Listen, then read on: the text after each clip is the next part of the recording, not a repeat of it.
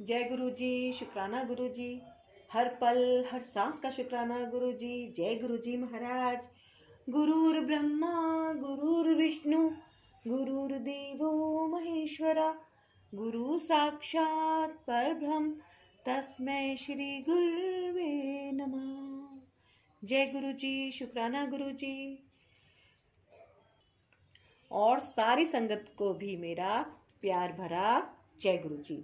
मैं सुमन आंटी दिव्या आभा का पाठ कर रही हूँ। सारी संगत कृपा पूर्वक इसे ध्यान से सुने, गुरु जी का शुक्राना करें, जोर से बोले जय गुरु जी, शुक्राना गुरु जी।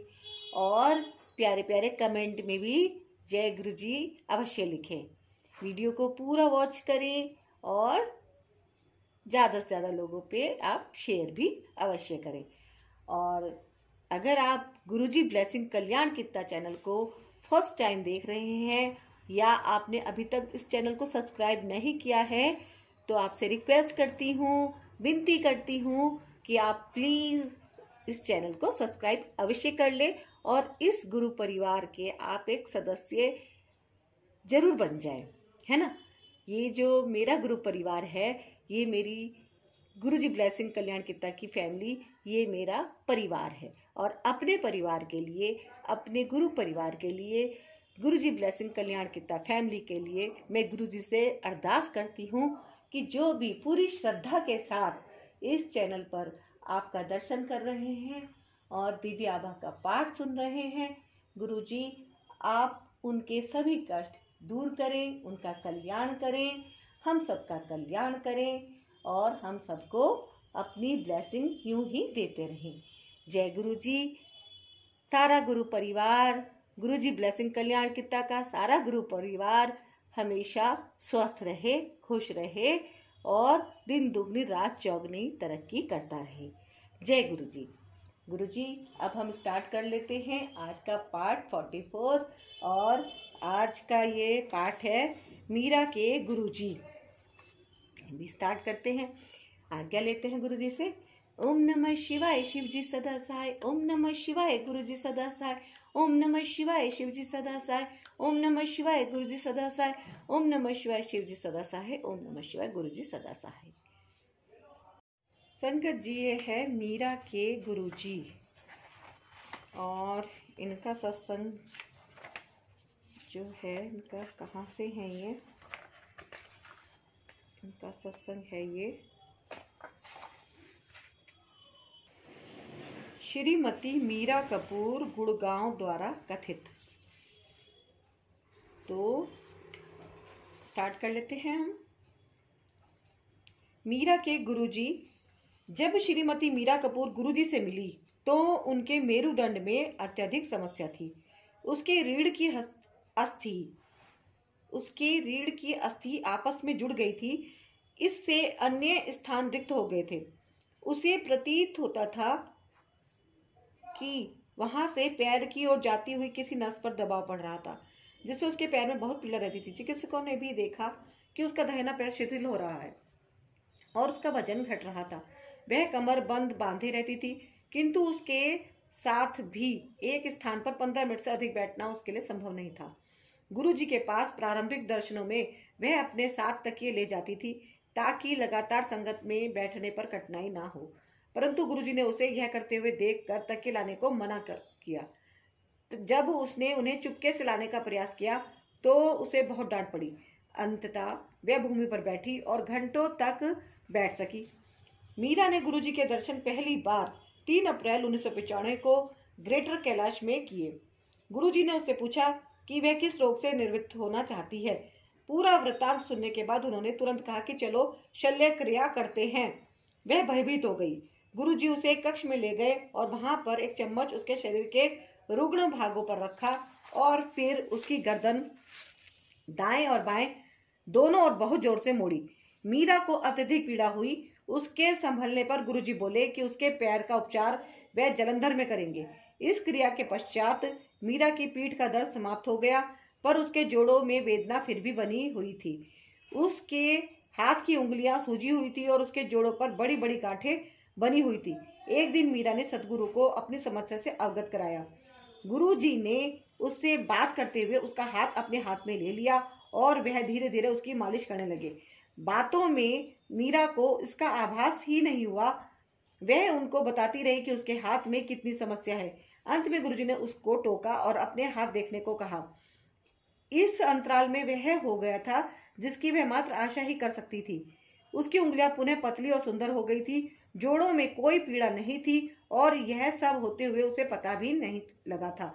गुरुजी ने एक बार मीरा को बताया था कि वे उसे मरने नहीं देंगे। उन्होंने उसे जीवन के 10 अतिरिक्त वर्ष दे दिए हैं। वह उसे बचाते रहेंगे और उसके रोग अंतरित करते रहेंगे। उनके यह शब्द अनेक बार सत्य सिद्ध हुए हैं। जय गुरुजी, शुक्राना गुरुजी। पथरी भरा पित्ताशय। मीरा को अत्यधिक उदरशूल हो रहा था। चिकित्सा परीक्षणों से पता लगा कि उसके पित्ताशय में पथरियां भरी हुई हैं। सबसे बड़ी आधा इंच तक मोटी थी। चिकित्सकों ने औषधियां देना आरंभ कर दिया, पर यह भी बताया कि शल्य क्रिया ही अंतिम उपाय है। गुरुजी उस समय जलंधर में थे और उन्होंने उनके दिल्ली लौटने पर शल्य क्रिया करवाने को कहा। उसने कहा कि वह पीड़ा नहीं सह पा रही है। गुरुजी ने अपना हाथ वहां पर रखा और उसकी वेदना समाप्त हो गई। मीरा ने गुरुजी के लौटने की प्रतीक्षा करी और आने पर शल्य क्रिया करवाई। उसका पित्ताशय सफलतापूर्वक निकाला गया। मीरा को स्वास्थ्य संबंधी अनेक समस्याएं थी। उसके मधु का स्तर लगातार ऊपर नीचे होता रहता था। उसके कुप्रभाव से उसकी बाईं आंख की दृष्टि कम होती जा रही थी। मीरा ने सर गंगाराम चिकित्सालय में जाकर उस आंख का परीक्षण कराया तो पता लगा कि वह वहां पर स्राव था। चिकित्सकों ने उसे 1 सप्ताह में शल्य क्रिया करवाने का परामर्श दिया। उस दिन मंगलवार था और गुरुजी और मीरा गुरुजी की आज्ञा के बिना कोई कदम नहीं उठाना चाह रही थी। उसने उन्हें बताया कि वह अपने पति से तिथि के बारे में बात करेगी। चिकित्सक ने उसे कहा कि आंख उसकी है, ना कि उसके पति की। पर अपनी बात पर अटल मीरा नहीं मानी और गुरुजी के पास गई। सदगुरु ने अपने पैरों के पास पड़ी हुई अनेक मालाओं में से एक उठाकर उसे दी। उसकी आंख का निरीक्षण करने पर चिकित्सक स्तब्ध रह गए। उसकी आंख सामान्य थी। किसी क्रिया या अन्य परीक्षण की आवश्यकता नहीं थी। जय गुरुजी। एक्सरे पर से कैंसर के चिन्ह लुप्त हो गए। गुरु कृपा मीरा के पति पर भी हुई। उनके मुख के अंदर एक श्वेत निशान था। चिकित्सक शंका कर रहे थे कि कैंसर है, पर उनको बायोप्सी के परिणाम की प्रतीक्षा दी। इस बीच दंपति ने सफदरजंग चिकित्सालय में जाकर चिकित्सकों को दिखाया तो उनका भी वही निर्णय था। मीरा जल्दी से गुरु जी के पास गई तो वह बोले, मौज कर। मीरा आश्चर्यचकित थी, पर गुरु जी के वह शब्द तो उसको आशीष थे। बायोप्सी में कोई धब्बे नहीं थे, किंतु पिछला एक्सरे जो रात को 2 बजे लिया था उसमें स्पष्ट चिन्ह थे। चिकित्सक फिर से स्तब्ध थे। रात भर में वह निशान कैसे लुप्त हो गए। मीरा के आनंद की तो कोई सीमा नहीं थी। गुरुजी उसके लिए सब कुछ तुरंत कर देते हैं, ऐसा मीरा ने कहा। चेतना की ओर। मीरा के पति जो वस्त्रों के थोक व्यापारी हैं को पंजाब कुछ भुगतान लेने जाना था। उन्होंने दोनों और शताब्दी से यात्रा करने का निर्णय लेकर आरक्षण करवा लिया, पर जब वह संचित किया हुआ धन लेकर जालंधर स्टेशन पर पहुंचे तो धुंध बहुत अधिक थी। उन्होंने रेल से यात्रा न कर बस से दिल्ली जाने का निर्णय लिया और घर पर फोन कर दिया कि वे रात को 10:30 बजे तक पहुंच जाएंगे। मीरा को अगला फोन रात को 1 बजे कश्मीरी गेट पुलिस स्टेशन से आया। उसे बताया गया कि उसके पति खाली बस में अचेतनावस्था में मिले थे। मीरा ने अपने देवर को जो उसके साथ थे पहचान स्थापित करने को कहा। पुलिस वाले ने उत्तर दिया कि श्री कपूर बोलने की अवस्था में नहीं है और वह उपचार के लिए हिंदू राव चिकित्सालय ले जा रहे हैं। संतप्त परिवार जब चिकित्सालय पहुंचा तो वहां का वातावरण देखकर निराश हो गया और वह उन्हें वहां से निकालकर एक निजी चिकित्सालय में ले गए। उनकी चेतना फिर भी नहीं लौटी। मीरा गुरुजी के पास पहुंची तो उन्होंने कहा कि उसके पति को कुछ नहीं हुआ है और वह चिंता ना करे। सदगुरु के कथन के पश्चात उसके पति ने कुछ शब्द बोले तो चिकित्सकों ने उन्हें उठाने का प्रयास किया। जब उन्हें होश आया तो चिकित्सकों ने मीरा को अगले 3 माह तक उनकी शैया के पास रहने को कहा, क्योंकि उनको अस्थायी चेतना शून्यता होने की संभावना थी। मीरा जानती थी कि यह संभव नहीं था, क्योंकि उसे उनके द्वारा चलाई जा रही दुकान पर रहना पड़ता था। गुरुजी से उल्लेख करने पर उन्होंने बताया कि वह बिल्कुल स्वस्थ है और ऐसा कुछ नहीं होगा, और ऐसा ही हुआ। उसके पति को पुनः कभी कोई बेहोशी नहीं आई। श्री कपूर के अनुसार बस में किसी ने उन्हें खाने के लिए कुछ बिस्कुट दिए और उसने स्वयं भी खाए। उसके बाद जब श्री कपूर को होश आया तो वह चिकित्सालय की शैया पर थे। परिवार धन खो जाने पर निराश था, किंतु गुरुजी ने कहा कि वे चिंता नहीं करें, उनकी समस्या समाप्त हो गई थी। धन तो वह और दे देंगे। मीरा कहती है कि गुरुजी ने उनकी आशा और आवश्यकता से अधिक धन दिया। जय गुरुजी, शुक्राना गुरुजी। गुरु दर्शन पर चमत्कार। कपूर, मीरा और उसकी सास गुरुजी के दर्शन के लिए चंडीगढ़ गए थे। वे रात को पहुंचे तो थे और गुरुजी ने उन्हें उसी समय लौटने के लिए कहा। वे वहां से रात्रि को 2 बजे निकले। उन दिनों पंजाब में आतंकवादी घटनाओं की चिंताओं के साथ थोड़ी दूर चलकर जब उन्होंने देखा कि चंडीगढ़ अंबाला राजमार्ग बंद किया हुआ है तो उनकी चिंता और अधिक बढ़ गई। उन्हें पंचकुला होकर जाना पड़ा। उस अंधेरी रात को अंधेरे मार्गों से गुजरते हुए, जिन पर रोशनी भी नहीं थी, कोई अन्य व्यक्ति या गाड़ी दिखाई नहीं दे रहे थे, परिवार अत्यंत भयभीत था। उन्हें कच्चे ग्रामीण मार्गों से गुजरना पड़ रहा था। मीरा ने दिशा निर्देश के लिए गुरुजी से प्रार्थना करी। उसकी सास सोच रही थी गुरुजी इस समय अचानक कहाँ से आकर सहायता करेंगे। उसी समय खेतों में से बड़ी दाढ़ी वाले 2 बड़े युवक निकल कर आए। वह मोटरसाइकिल पर सवार थे। मीरा ने अपने पति से कार रोककर उनसे राजमार्ग की दूरी पता करने को कहा। उन्होंने उत्तर दिया कि वह केवल 13 किलोमीटर दूर है। मीरा ने कहा कि ना तो कोई मार्गदर्शक चिन्ह है और न रास्ता इतना सुनसान है। वह केवल इतनी दूर कैसे हो सकता है? उत्तर न मिलने पर उसने फिर से प्रश्न किया। मीरा और उसकी सास अति भयभीत थे। उसकी सास तो इनको आतंकवादी समझ रही थी। यह सुनकर एक युवक अपना मुंह मीरा के समीप लाया और बोला कि राजमार्ग वास्तव में 13 किलोमीटर है। वहां से मात्र 200 मीटर दूर आने पर उन्हें मार्गदर्शक चिन्ह दिखाई दिया जिस पर 13 किलोमीटर लिखा हुआ था, और ठीक उतनी दूरी के बाद वह सड़क प्रिंस होटल के पास जाकर राजमार्ग से मिल गई। इतनी सुनसान, अंधेरी और भयावह रात में खेतों से निकलकर उनकी दिशा और दूरी बताने कौन आया था? जय गुरुजी। गुरुजी चाट खाने गए। यद्यपि गुरुजी की सहायता कभी कभी विदित होती है, अनेक बार उनके ढंग रहस्यपूर्ण और निराले होते हैं। उनकी क्रिया शैली और शब्दों को समझने के लिए अपने मस्तिष्क पर दबाव डालना व्यर्थ है। निम्न प्रसंग से स्पष्ट है कि उनकी दृष्टिगोचर क्रियाएं भक्त के कर्मों से संबंधित हैं। कम से कम यही समझ में आता है।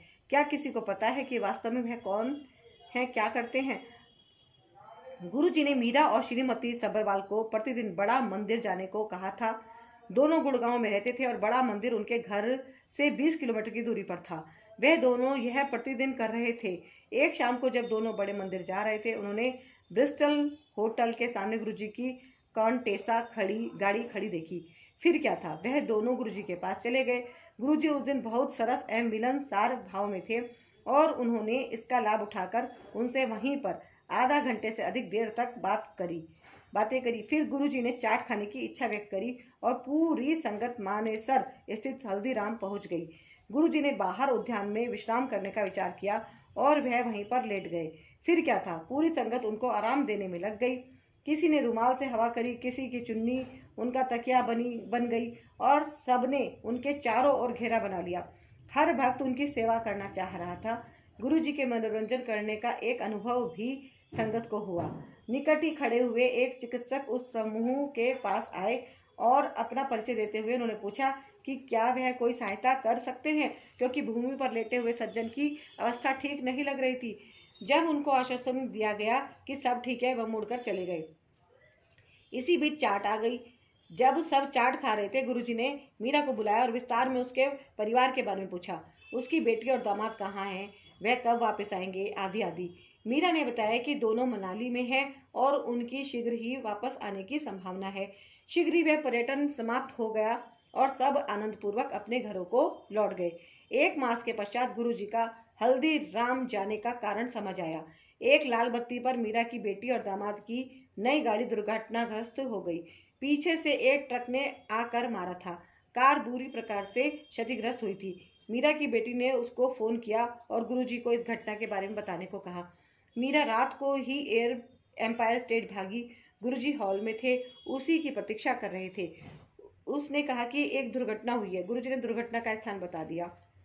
ग्रेटर कैलाश के गोल चक्कर पर। उसने कहा कि उसके दामाद को एम्स ले जा रहे हैं, किंतु गुरुजी ने उसे भद्रता से बताया कि उसे वसंत कुंज में स्थित इंडियन स्पाइनल इंजरी सेंटर, भारतीय मेरुदंड क्षति केंद्र में ले जाया जा रहा है, जैसा कि उसकी बेटी ने अंतिम क्षण में बताया था।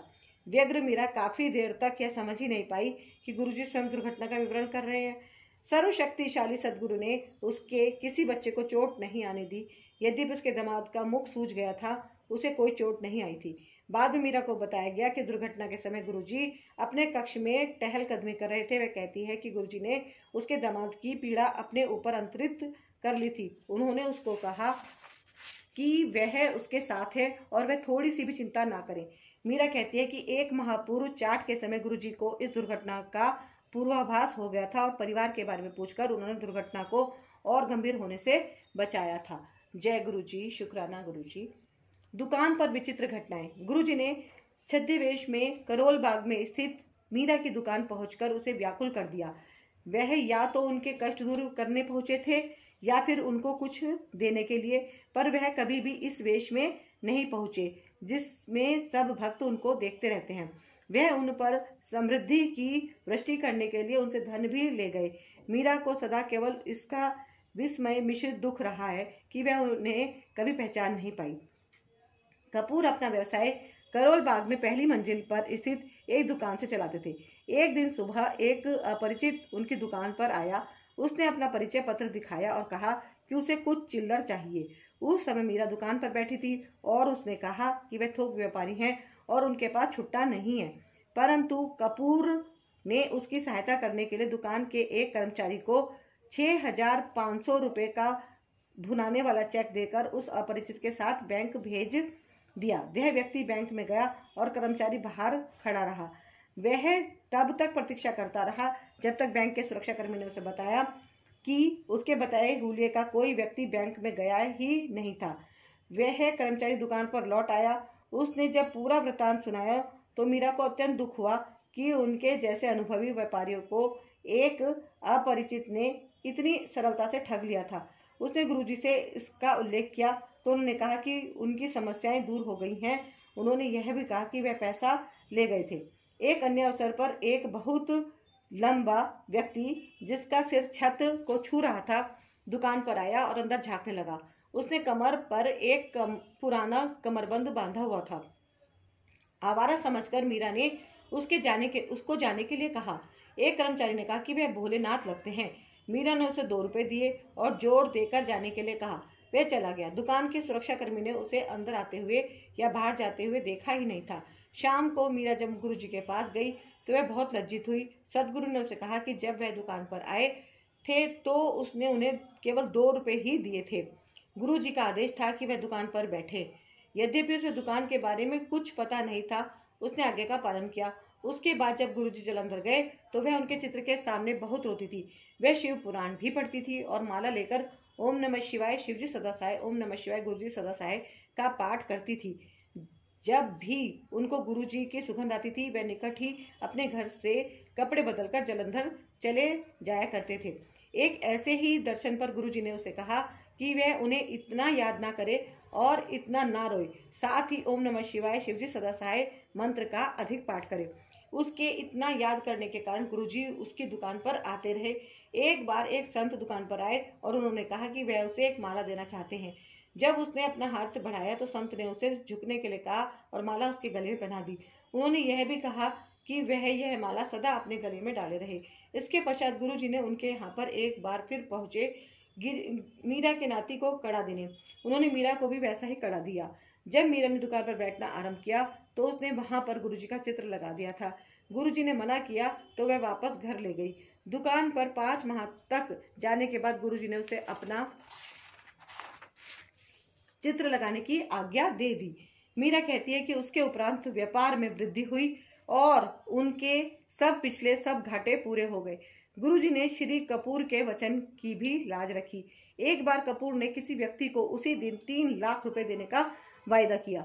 मीरा ने कहा कि उनके पास छठा भाग भी नहीं है, वह उसे पैसा कैसे देंगे। कपूर ने कहा कि उस दिन 2 व्यापारियों से पैसे आने हैं और उससे वह पूरा हो जाएगा। कपूर पैसा लेने गए। एक ने उन्हें अगले सप्ताह आने को कहा, दूसरे ने अगले दिन। पैसा न मिलने पर कपूर ने करोल बाग के गुरुद्वारे के सामने गुजरते हुए गुरुजी से विनती करी। यदि वह पैसा नहीं दे पाए तो वह गुरुजी का अपमान होगा, उनका नहीं। इस प्रकार दृढ़तापूर्वक समस्या गुरुजी पर छोड़कर वह दुकान पहुंच गए। कुछ समय के बाद उनके ऊपर वाले दुकानदार ने उनके पास एक ग्राहक भेजा। जलंधर से आए हुए इस व्यक्ति को कुछ विशेष वस्तुएं चाहिए थी। कपूर की दुकान पर वह सब सामग्री मिल गई और उसने बिना परखे ही प्रसन्न होकर पैसे दे दिए। इस मुद्रा से कपूर अपना वायदा निभा पाए। उस दिन जब कपूर गुरुजी के दर्शन के लिए पहुंचे तो गुरुजी ने मीरा को कहा कि क्या बात है, तुम्हारे पति मेरे लिए सड़क पर चलते हुए प्रार्थना करते हैं। जय गुरुजी। गुलाब की माला से दुकान अग्निरोधक हुई। एक बार मीरा अपनी देवरानी के साथ गुरुजी के दर्शन के लिए गई। चलते हुए गुरुजी ने उसकी देवरानी को उनके चरणों के पास पड़ी पुष्पों में से एक गुलाब की माला उठाने को कहा। उन्होंने निर्देश दिया कि उस माला से कुछ जल शुद्ध करने के बाद उसे पूरी दुकान में छिड़कना है। अगले दिन सोमवार था। मीरा को देवरानी को कुछ जल छिड़कने के लिए दुकान खोलने में आलस आ रहा था। मीरा ने उसे समझाया कि अपना तर्क लगाने की अपेक्षा गुरुजी के निर्देश का पालन उचित है। एक माह के पश्चात करोल बाग के उस बाजार में भयंकर आग लगी। सब दुकानें जलकर राख हो गई। उसके नीचे वाली दुकान भी जल गई थी, यहाँ तक कि उसकी छत के पंखे भी पिघल गए। किंतु ऊपर उनके वस्त्रों की दुकान पर पहुंचने से पहले अग्नि ने अपना रुख बदल लिया। अचानक वायु की दिशा में परिवर्तन हो गया। उस गुलाब की माला जिसे गुरुजी ने अभिमंत्रित किया था उनकी रक्षा की थी। उस गुलाब की माला जिसे गुरुजी ने अभिमंत्रित किया था उनकी रक्षा करी थी। जय गुरुजी। कपूर का व्यवसाय परिवर्तन। कपूर का व्यवसाय अच्छा नहीं चल रहा था। श्री कपूर की चीन से सामान मंगाने की योजना थी। उनकी लागत में भी कमी आने का अनुमान था। गुरुजी को जब यह बताया गया तो उन्होंने इस योजना को स्थगित करने को कहा। उन्होंने कहा कि उचित समय आने पर वह बताएंगे। 3 माह के पश्चात गुरुजी ने मीरा को इलायची और मिश्री का प्रसाद दुकान पर बैठकर खाने के लिए दिया। उनको चीन में उस व्यक्ति का नाम जिसके साथ वे व्यापार करेंगे बताने के बाद गुरुजी ने व्यवसाय बढ़ाने की आज्ञा दे दी। गुरुजी ने यह भी बताया कि चीन में उनके संपर्क की नीयत में कोई खोट नहीं है। पिछले वर्षों में उन्होंने उस व्यक्ति के साथ करोड़ों का व्यापार कर लिया है और वह अभी तक कभी मिले भी नहीं है, ना ही उन्हें कभी कोई हानि हुई है। एक बार श्री कपूर दिल्ली के एक अति व्यस्त क्षेत्र चांदनी चौक में थे। उनके पास एक ब्रीफकेस था जिसमें बहुत अधिक पैसे थे। उन्होंने अपनी कार को सरलता से खोलने के लिए उस ब्रीफकेस को साथ वाली कार के ऊपर रख दिया। कार निकाल कर वह घर आ गए। घर आकर उन्हें आभास हुआ कि वे अपना ब्रीफकेस तो उस कार के ऊपर ही छोड़ आए थे। वह अति व्याकुल हो गए और पुनः वहां भागे। उन्हें विश्वास था कि कोई ब्रीफकेस उठाकर ले गया होगा। उनके आश्चर्य और आनंद की सीमा नहीं रही जब उन्हें वह ब्रीफकेस उसी कार पर रखा हुआ मिला। उस शाम को वह गुरुजी से मिले तो उन्होंने इतना ही पूछा, क्या उन्हें अपना बैग मिल गया था? जय गुरुजी। ईश्वर की दया से केवल मीरा गुरुजी की दया से लाभान्वित नहीं हुई है, उसके परिवार के अन्य सदस्य, पड़ोस की दुकान का एक कर्मचारी और चिकित्सा विभाग की अध्यक्षता, सबको गुरुजी का आशीर्वाद प्राप्त हुआ है। कपूर दंपत्ति पड़ोस की एक दुकान में गए और वहां पर गुरुजी का सत्संग करने लगे। गुरुजी के संस्मरण सुनकर वहां का एक कर्मचारी जो माँ का अनुयायी था, इतना प्रभावित हुआ कि उसने कपूर से जलंधर में गुरुजी का पता और मार्गदर्शन ले लिए।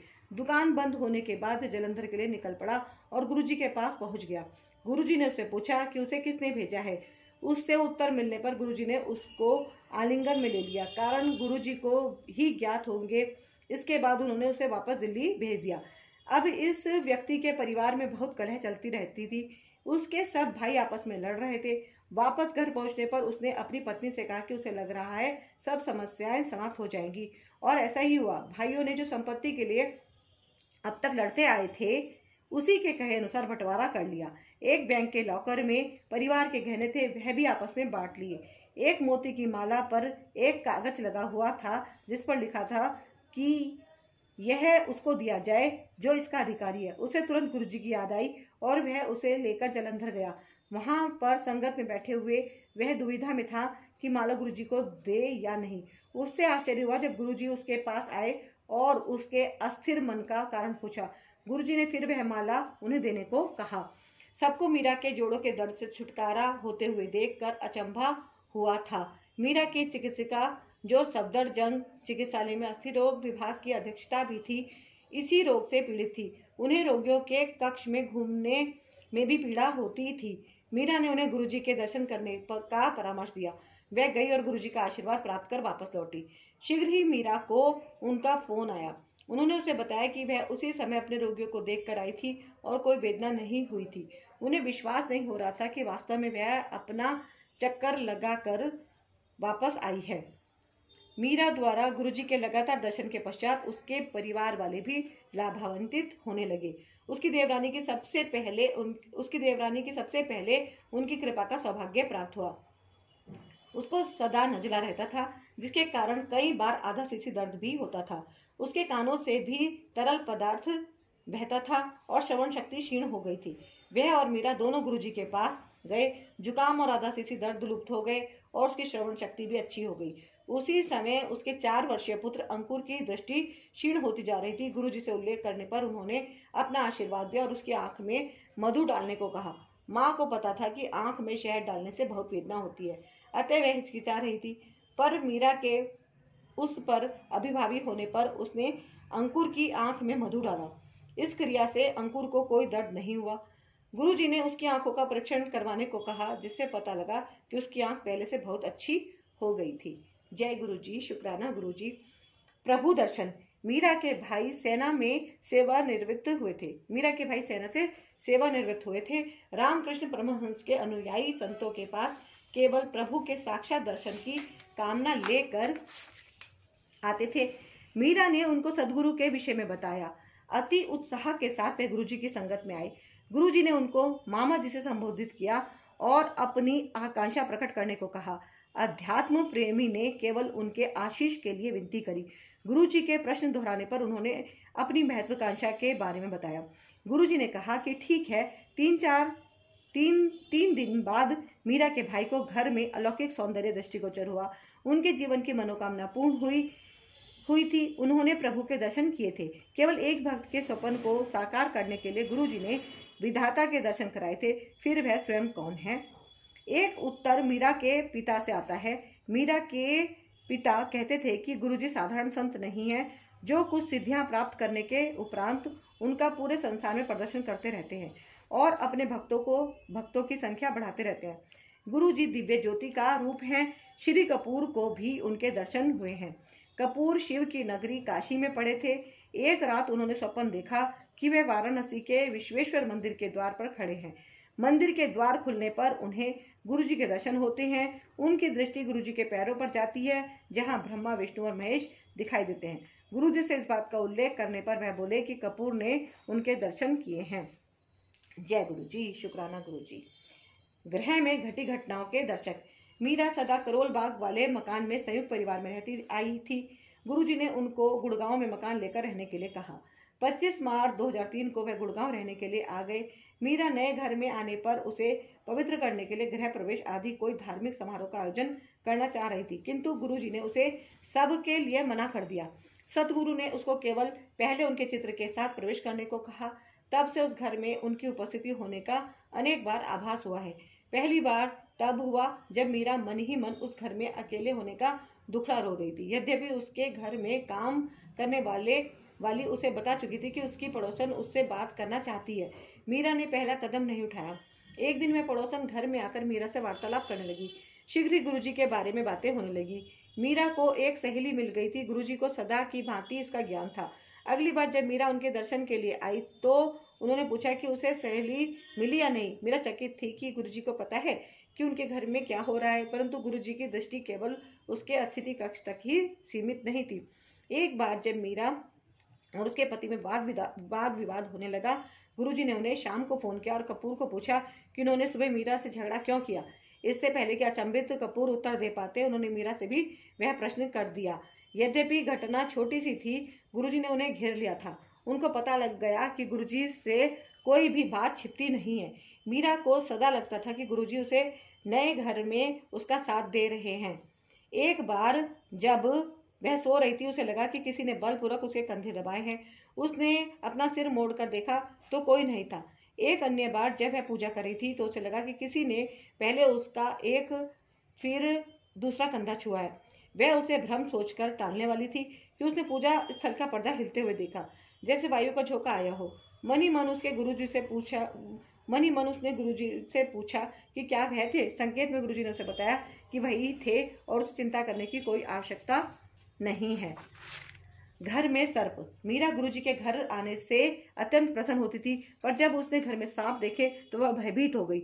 यह एक अत्यंत विचित्र घटना थी, क्योंकि कपूर का घर एक सुनियोजित आधुनिक क्षेत्र में था।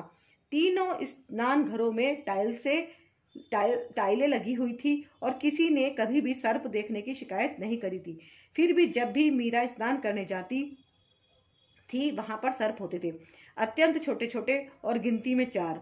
वह डरी रहती थी। स्नान के लिए जाने से पहले गुरुजी से प्रार्थना करती थी, पर सांप फिर भी आ जाते थे। वह उन्हें पैर से दबा देती थी। उसने अपने पति से स्नानागार हटाने को कहा और वहां पर निर्णय लेने पर बात अटक गई। अतः गुरुजी से कहा गया कि वह बोले कि वह अति भाग्यशाली है। उसने उत्तर दिया कि वह तो भयभीत रहती है। गुरुजी ने उससे पूछा कि उसे क्या चाहिए। उसने कहा कि वह स्नानागार हटाना चाहती है और सांप कभी नहीं आए। गुरुजी की आज्ञा से स्नानागार हटाया गया। जो कर्मी उसे हटाने आए थे उनको चेतावनी दी गई कि उसके नीचे सर्प हैं। उन्होंने हंसकर बात टाल दी। जब हटा तो नीचे कोई सर्प नहीं थे, सब लुप्त हो गए थे। एक आधुनिक निवास समुदाय में सर्प कहाँ से आए? वह केवल मीरा को ही क्यों दिखाई दिए? उनकी उपस्थिति क्या दर्शाती है? वह कहाँ चले गए? केवल शिव को ज्ञान है। श्रीमती मीरा कपूर, गुड़गांव द्वारा कथित। जय गुरु जी, शुक्राना गुरु जी। तो संगत जी, ये था श्रीमती मीरा कपूर जी का सत्संग गुड़गांव से, और ये अब समाप्त हुआ है। और गुरु जी से अब हम ले लेते हैं आज्ञा।